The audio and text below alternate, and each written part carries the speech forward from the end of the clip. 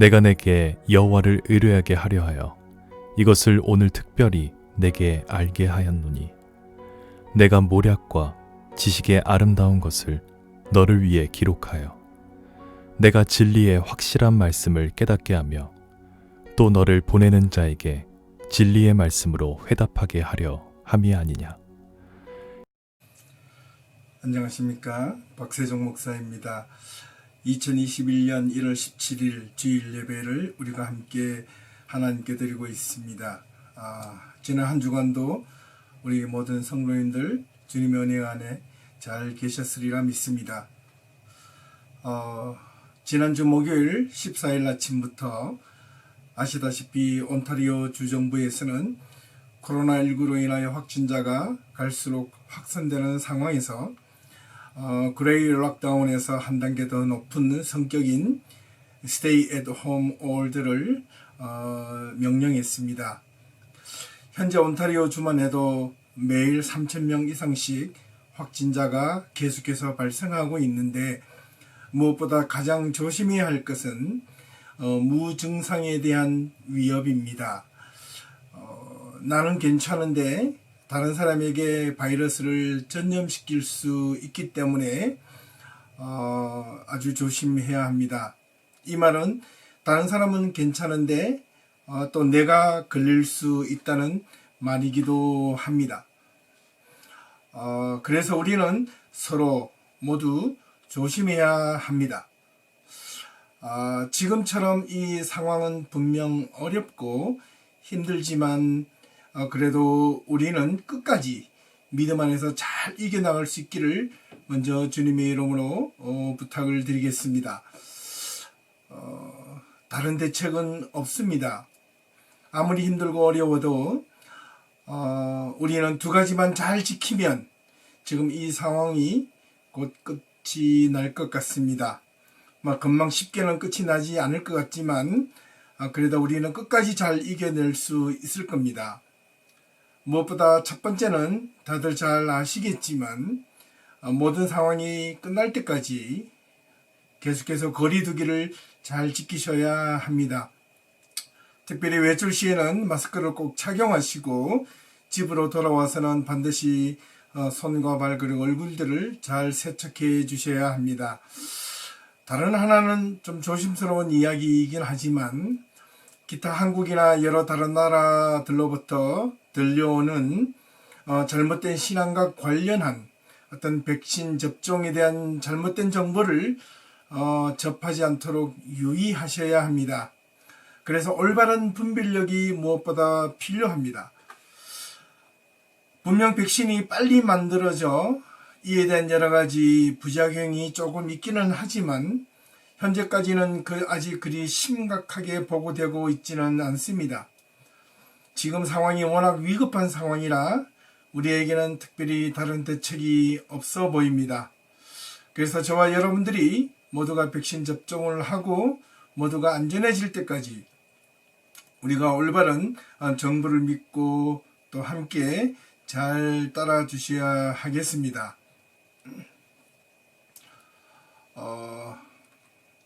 오늘 말씀의 제목이 우리 교회 표어에 따라 그 두 번째 한 해 동안 우리가 함께 실천하며 살았으면 좋겠다는 신앙의 실천사항으로서 하나님의 말씀을 바르게 알고 올바르게 실천하는 교회로 삼았습니다. 저는 작년 연말쯤 2021년을 준비하면서 우리 예비교회의 표어를 교회다운 교회로 삼은 세 가지가 이유가 있었습니다. 그 첫 번째 이유는 지금 세상에 갈수록 점점 세속화되어 가고 있는 상황에서 교회마저 교회의 본질을 망각하고 점점 오히려 세력화되어 가고 있는 안타까운 모습이 있기 때문에 그렇습니다. 두 번째는 교회는 정말 교회다워야 하는데 어떻게 신앙생활을 하는 것이 교회다운 모습인가 라는 고민을 항상 하고 있습니다. 교회가 성도이고 성도가 교회인데 그렇다면 어떻게 하나님의 성도가 어떻게 신앙생활을 하고 어떻게 이 세상을 살아가야만 성도다운 성도, 교회다운 교회가 될 것인가 라는 질문을 하게 되는 것입니다. 세 번째는 교회가 크든 작든 교회가 정말 지켜야 할 최종적인 목적과 정체성은 과연 무엇이어야 하는가라는 질문이었습니다. 무엇보다 지금처럼 우리의 삶이 지칠 대로 지치고 무엇을 어떻게 해야 될지 모르는 상황에서, 그리고 우리가 하고 싶어도 아무것도 할 수 없는 그런 상황에 놓여져 있을 때 그저 우리는 지금 그냥 넋놓고 있듯 그저 바라만 보고 있어야 하는가? 아니면 도리어 이때 우리가 할 수 있는 일이 있다면 무엇이라도 해야 하는데 그것이 무엇일까라는 점입니다. 물론 우리에게 가장 살아가면서 중요한 문제 가운데 하나가 의식주의 문제입니다. 이것은 아주 현실적으로 큰 부분을 차지하고 있습니다.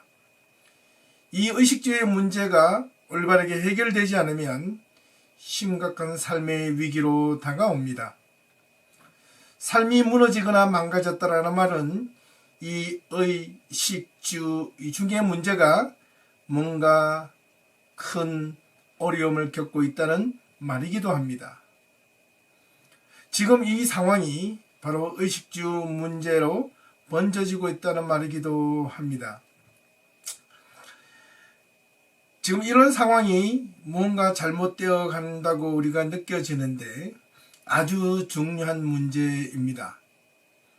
근데 성경에도 보면 하나님께서는 이러한 문제에 부닥쳤을 때 이런 문제들을 결코 무시하고 간과하며 오직 하나님만 바라보고 믿음만 가지라고 결코 이야기하지 않았습니다. 하지만 창세기 3장을 보면 아담과 하와가 하나님의 명령을 어기고 선악과를 따먹음으로 인하여 죄를 짓게 되었다는 이야기를 우리는 잘 알고 있을 겁니다. 가만히 보십시오. 에덴 동산 안에서는 우리가 살아가는 삶의 의식주의 모든 문제가 해결이 되었습니다. 먹고 마시고 입고 자고 하는 문제가 어려움이 없었지요. 그런데 왜 아담과 하와는 하나님 앞에 범죄하여 타락을 했습니까? 사람이 살면서 가장 큰 고민거리인 의식주의에 대하여 아무런 문제가 에덴 동산에는 없었는데 왜 죄를 짓게 되었는가라는 점입니다. 에덴 동산 안에서도 하나님께서는 이렇게 말씀하셨습니다. 동산 안에 있는 각종 열매를 내가 임의로 먹되, 이 말은 네가 배고프면 네가 먹을 수 있는 모든 것들을 다 먹을 수 있다라는 말이었습니다. 사람은 먹어야 삽니다. 내가 배고프면 모든 것을 먹어야 합니다. 그래야 건강을 유지할 수 있습니다. 입어야 추위를 피할 수 있습니다. 잠을 자고 분명히 잘 쉬어야 또다시 내일을 일을 할 수 있는데, 이러한 모든 사이클이 에덴 동산 안에서 무너져 버렸습니다. 왜 무너져 버렸을까요? 그것은 바로 본질적인 문제를 놓쳤거나 잃어버렸기 때문에 그렇습니다. 본질이 무너졌기 때문에 그렇습니다. 여기서 말하는 본질이란 하나님과의 관계를 의미하는데, 하나님과의 관계, 기본적인 질서가 깨어지고 무너진 것입니다. 그래서 죄를 짓게 된 것입니다. 왜 관계가 깨어지고 무너지게 되었을까요? 하나님과의 기본적인 본질의 관계를 잘 유지하려면 적어도 하나님의 말씀을 바르게 이해하고 아는 것이 중요한데, 하나님의 말씀을 바르게 알아야 그 뜻을 따라 바르게 살아갈 수 있기 때문에 그렇습니다. 하나님의 뜻을 바르게 안다는 말은 곧바로 믿음에 대한 가치관, 정체성을 의미합니다.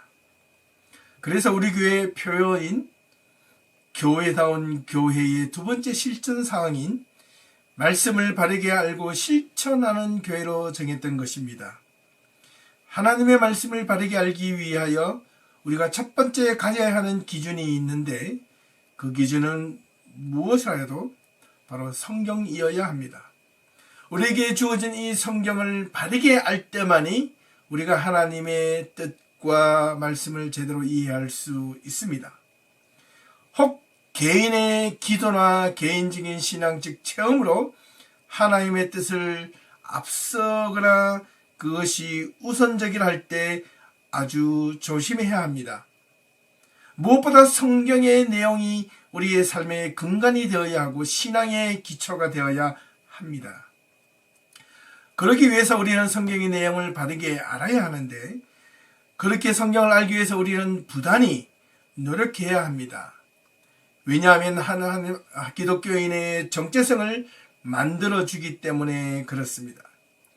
정체성과 가치관은 그냥 하늘에서 뚝 떨어지거나 저절로 생기는 것이 아니고 하나님의 말씀을 바르게 듣고 배우고 익힐 때만 가능합니다.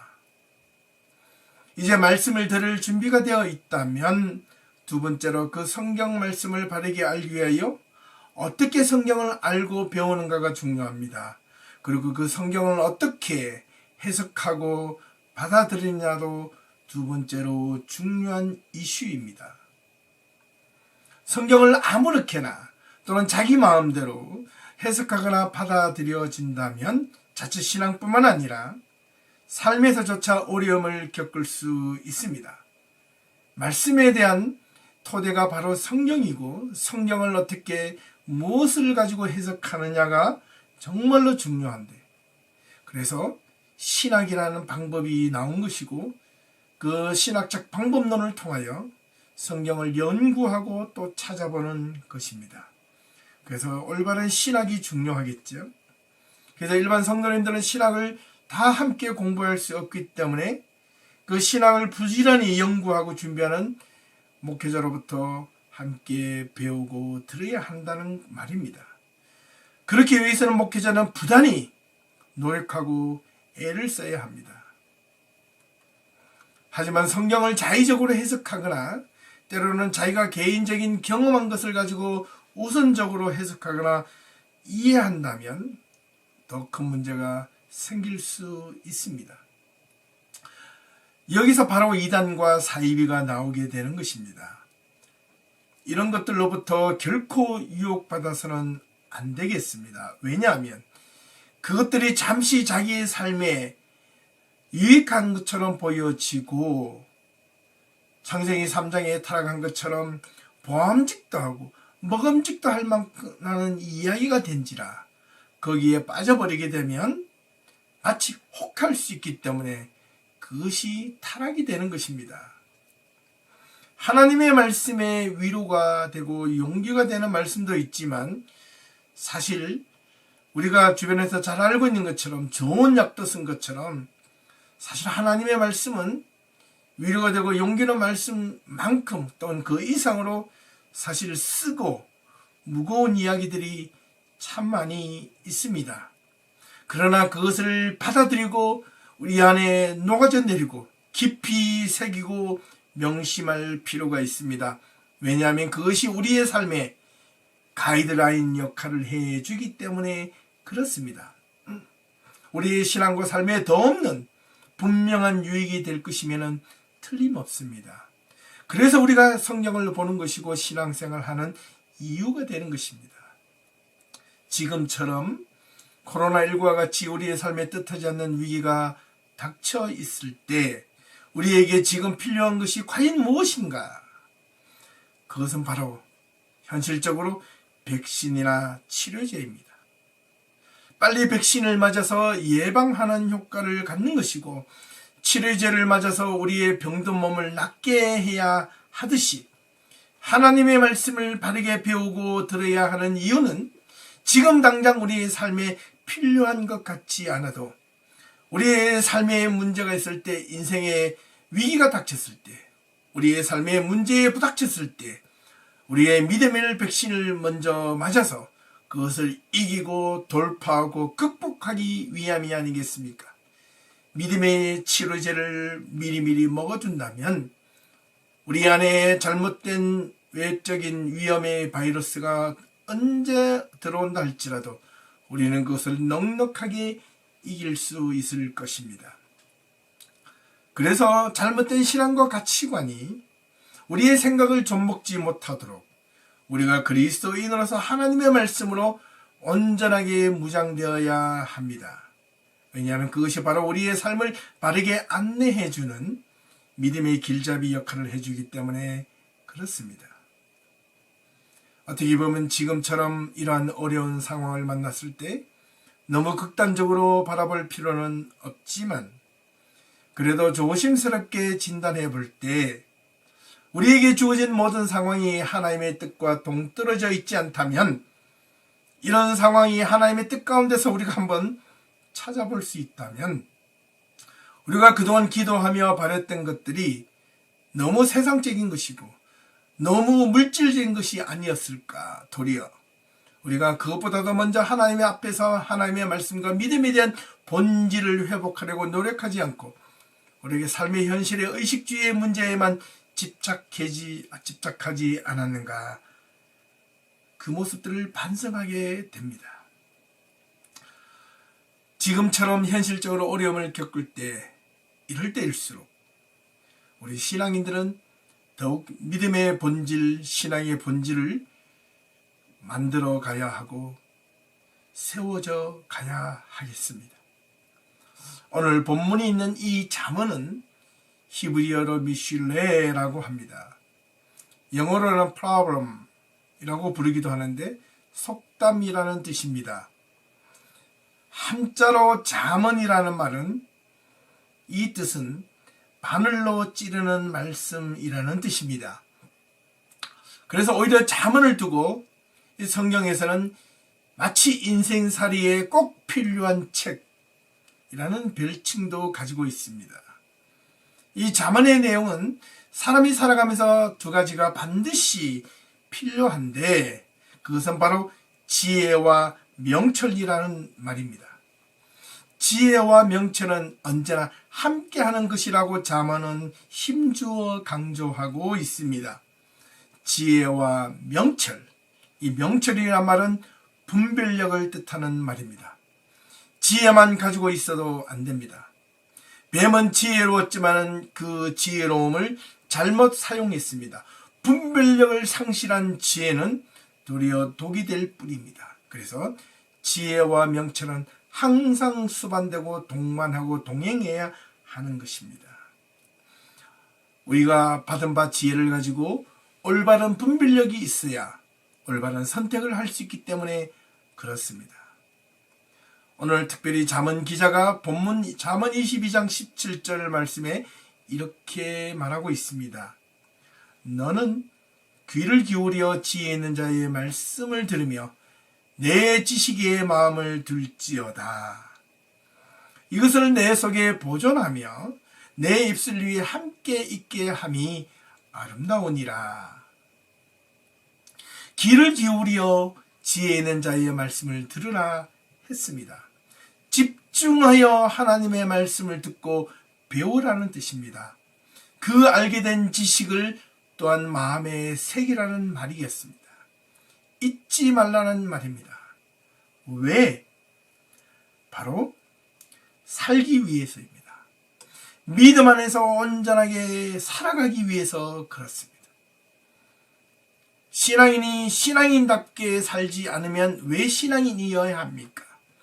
하나님의 사람이 하나님의 사람답지 않게 살려면 왜 신앙을 갖는 것입니까?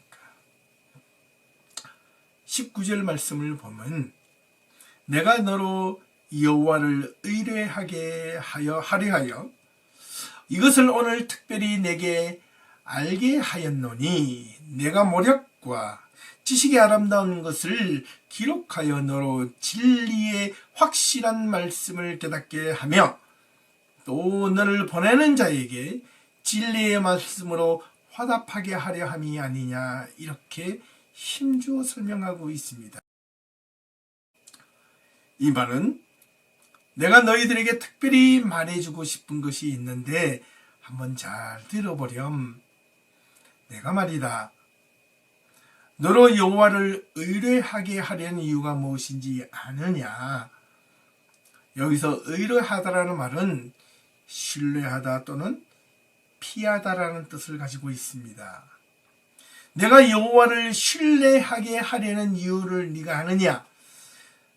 내가 너로 하여금 여호와께 피하게 하게 하려는 이유를 네가 아느냐라는 말이었습니다. 그것은 말이다. 바로 모략과 지식. 이 말은 바로 지혜와 명철을 뜻하는 말인데 하나님의 말씀과 분별력을 가지고 아름다운 것을 기록하여 이 아름다운 것이라는 이 말은 원래 히브리어로 beautiful이라는 말보다는 숫자 30이나 반복해서라는 말을 잘못 헷갈려 사용된 말이었습니다. 그래서 바르게 정정을 해본다면 하나님의 지혜와 명철로 반복적으로 기록된 말씀을 가지고 네가 진리의 확실한 말씀을 깨달아서 여기서 확실한이란 뜻은 균형 잡힌 어느 쪽에도 치우치지 않은 이런 뜻입니다. 그렇다면 하나님의 온전한 말씀을 가지고 내가 삶 속에서 힘있게 온전하게 어느 한쪽으로 치우치지 않고 바르게 살아가기 위함이 아니겠느냐. 우리가 하나님의 말씀을 듣고 살아감에 있어서 저러나 우러나 치우치지 않고 하나님의 올바른 믿음의 정도를 걸어가게 하기 위함이 아니겠느냐라는 뜻입니다. 이 얼마나 멋지고 아름다운 말이 아니겠습니까? 내가 지금과 같이 어려운 상황에 놓여져 있을 때, 이러한 위기에 처해 있을 때, 지금 어디론가 피하고 싶을 때 다른 곳으로 가지 말고 하나님의 품으로 하나님께 피하라는 말이었습니다.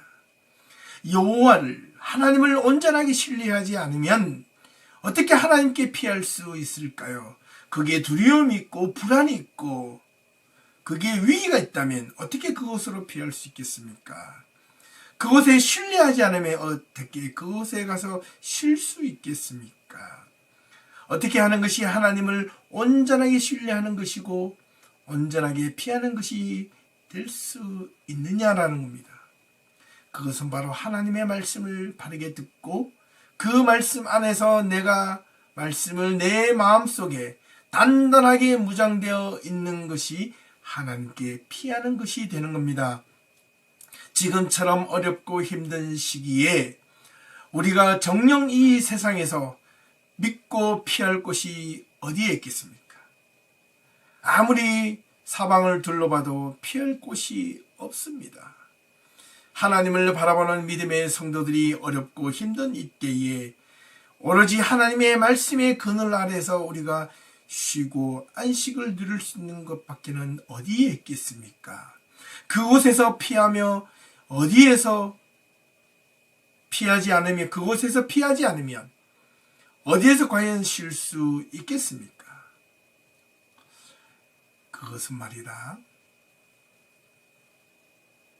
하나님은 이렇게 말씀하십니다.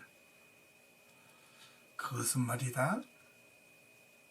오로지 하나님의 말씀으로만 위로받고 하나님의 말씀 안에서만 네가 안식과 쉼을 누릴 수 있다는 뜻이었습니다. 하나님의 말씀으로 위로받고 하나님의 말씀 안에서 모두가 지금처럼 어려운 이 시기에 불안한 이 시기에 정말 편히 쉴 수 있는 우리 모든 성도님들이 다 될 수 있기를 주님의 이름으로 축원합니다. 이것이야말로 우리에게 정말 그리스도인으로서 필요한 신앙입니다. 지금처럼 모두가 어렵고 힘든 시기에 우리가 정말 그리스도인으로서 과연 믿지 않는 사람들과 다른 모습을 보여줄 수 있다면 그것이 무엇이겠습니까? 지금 이때야말로 오히려 우리 그리스도인들이 그리스도인으로서의 빛과 소금을 받을 수 있는 절호의 기회가 저는 아닌가 감히 생각해 봅니다. 모두가 힘든 이때에 모두가 죽겠다고 모두가 아우성인 이때에 우리가 도리어 기쁨을 가지고 선한 모습으로 살아갈 수 있다면, 근데 가만히 보니 모두가 힘든데 다른 사람들은 다 힘들어 죽겠다고 난리를 치는데, 나만 잘 되어서 기쁜 것이 아니라 나도 다른 사람들만큼 힘들고 어려운데, 오히려 그보다 더 어렵고 힘든데도 그래도 웃을 수 있는 여유, 기뻐할 수 있는 그 힘, 그 바로 믿음의 힘, 말씀의 힘이 내 안에서 나도 모르게 채워져서 내 의지와는 상관없이 내 안에서 끊임없이 용솟음치고, 그것이 날마다 분출되어 우리 주님께서 우리에게 주시는 말씀의 힘을 가지고 나를 헤쳐나가게 하기에 내가 웃을 수 있고 내가 기뻐할 수 있는 것이라고 주변 사람들에게 말할 수 있다면, 그것이 복음이고 그것이 바로 전도가 되는 것입니다. 이웃 사람이 묻습니다. 당신은 나보다 더 어려운 것 같은데 그런데 도대체 얼굴에는 언제나 웃음꽃이 지지 않아요. 어떻게 된 것입니까? 지금처럼 힘든데 화가 도대체 나지 않습니까? 이렇게 당신의 삶을 모두 망가뜨렸는데도 불구하고 분노가 나지 않습니까?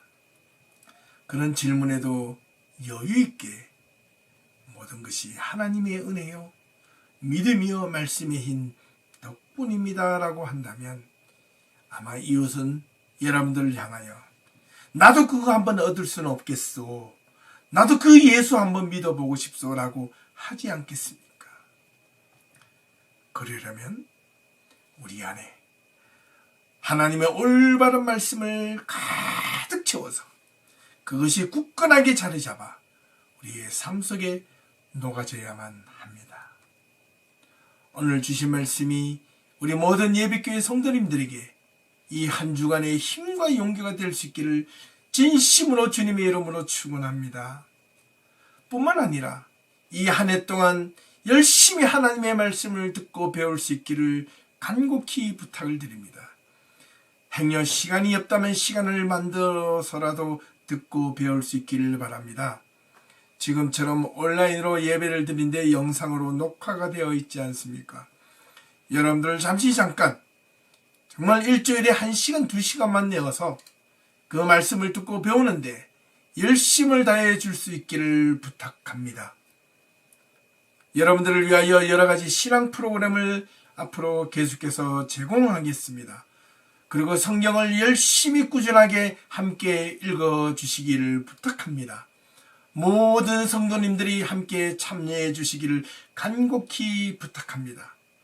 믿음의 백신을 우리 모두가 하나님의 말씀으로 맞을 수 있기를 진심으로 부탁합니다. 나는 필요 없어라가 아니라 내가 먼저 하나님의 말씀의 백신을 맞아야 되겠다. 말씀의 치료제를 먹어야 되겠다. 그래야지만 이 세상을 이겨나갈 수 있다라는 그런 담대함과 그런 강한 열망이 우리 모두에게 있기를 소망합니다.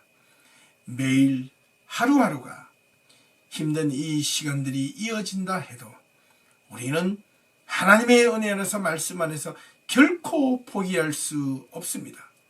이 어둠의 터널 모두가 빠져나와 다 함께 열심을 다해서 견뎠다, 잘했다 모두에게 박수를 치고 모두에게 힘과 용기, 위로가 될 때까지, 그리고 우리가 함께 모여 마음껏 다시 예배드리고 소중한 만남을 가질 때까지 모두가 건강하시고 믿음 안에서 승리할 수 있기를 주님의 이름으로 축원합니다. 함께 기도드리겠습니다. 하나님 아버지 감사합니다. 하나님의 말씀을 바르게 알고 우리가 실천하기 위하여 어떻게 하나님의 말씀으로 무장되어야 하는지 오늘 주신 말씀을 통하여 배웠습니다. 하나님, 이 말씀의 뜻 가운데 이 말씀을 따라 실천하는 저희들 되게 하옵소서. 우리가 하나님의 말씀 안에서 쉬지 않고 하나님의 말씀으로 위로를 받지 않으면 어디에서 위로를 받을 수 있겠습니까? 하나님, 우리 모든 예비교회 성도님들에게 당신의 말씀으로 위로하여 주시고 당신의 말씀으로 힘을 얻게 하시고 당신의 말씀으로 다시 한 번 더 용기를 얻을 수 있는 그런 믿음의 성도들 되게 하옵소서. 이 한 주간도 주님이 주시는 말씀으로 당당하게 살아가며 헤쳐나가기를 원합니다. 아무리 어렵고 힘들어도 그것에 굴복하지 않고 이겨낼 수 있기를 소망합니다. 우리 모든 성도님들에게 영육간의 강건함으로 채워주시옵소서. 모든 말씀 예수님의 이름으로 기도하옵나이다. 아멘.